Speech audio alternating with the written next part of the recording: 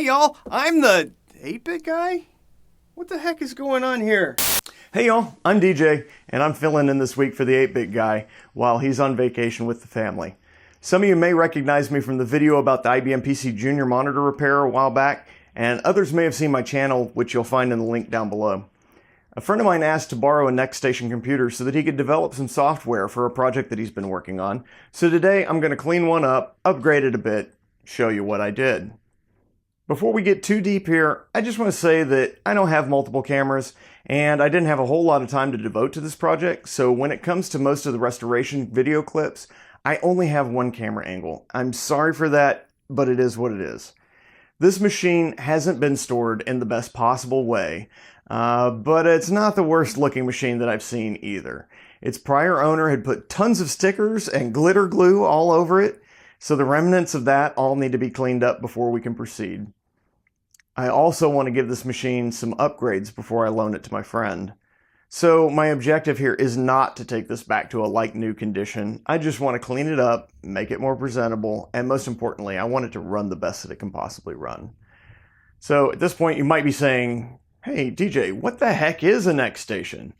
Well, if you think back to whenever Apple's board of directors fired Steve Jobs, idiots, he went off to build the next computer. Well, he literally called the company Next, and this is one of the Next brand computers that his company brought to the market. Hi, I'm Steve Jobs, and I make computers.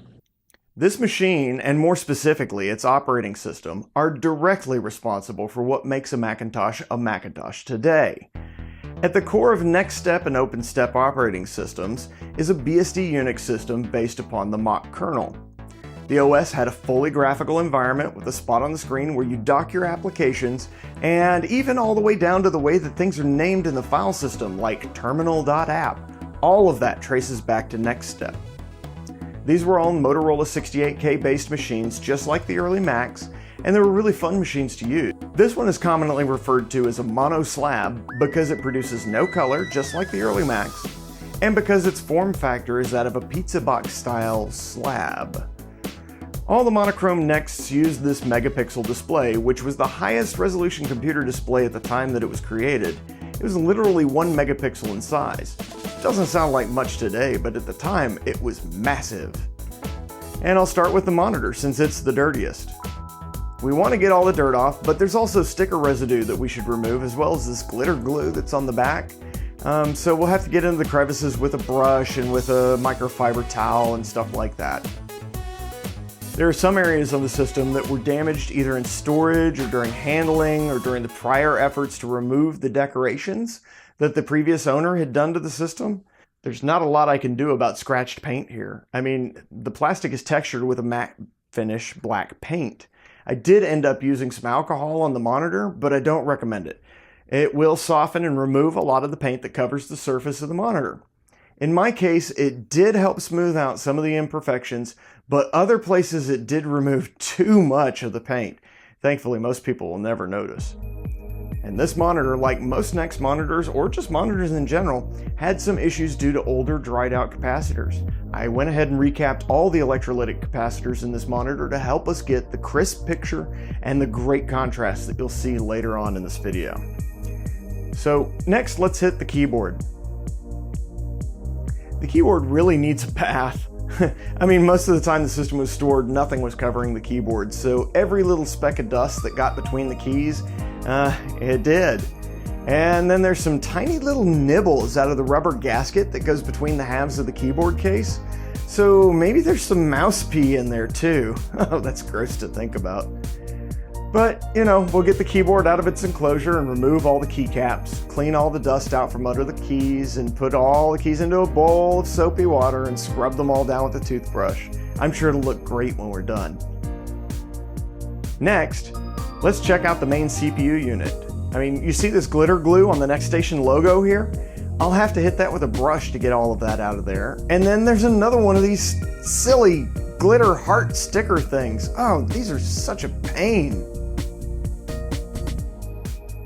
I'm really not going to do much to the mouse except clean the dirt off. I'm going to leave these stickers on it as kind of an homage to the machine's previously decorated life. The main system itself wasn't that bad, except for some sticker residue, that little bit of glitter glue, and one of those pesky glitter hearts.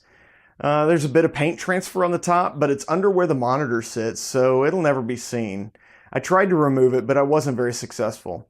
Again, the case is painted with a soft paint. If I tried to use any kind of solvent, it would have left a dark black glossy spot where the white spot was, so I just decided to leave it as is. So that's the extent of what I'm going to do aesthetically for this machine. Next, we'll move on to the technical improvements. Originally, this machine had only 8 megs of RAM installed, and this specific motherboard revision can go up to 128 megs, so why not? We'll just install 128 megs. Also, the original Quantum 105S SCSI 100 meg hard drive has got to go. I'm replacing that with a SCSI 2 SD card that has an 8 gig SD card installed. The OS will be on a 2 gig partition, and the rest of the card will provide multiple 2 gig partitions. This will seriously be a lot of beefy disk space for this machine. Finally, I always remove batteries from the systems before I put them into storage. When, not if, but when the batteries eventually leak, they will wreak havoc on the PCBs in these old machines. Since the next machines will not work at all with a faulty or missing PRAM battery, I'm going to install a new one. Also, I like to label replacement batteries when I can, so that I know exactly how old they are the next time I open a system up. But if this computer goes back into storage, I will remove this battery before it does. So, the system's all back together, and now we need to turn it on. The power button was in a strange spot for this machine at the time in history when it came to market. It was one of the first commercial computers to make use of soft power, and you press the power button on a keyboard to turn it on. Something we take for granted these days, but it was really cool back then. And hey, look, it works. Now, to be fair, I already got this machine working before I filmed this part of the video. I just wanted to go ahead and get in there, take care of anything that I'd missed, set all the parameter RAM boot time options to the way that I needed them to be, like doing a full memory test to make sure that the sims that we got were good, booting from the hard drive, etc. So here you can see that it's booting up into NeXTStep. And there you go.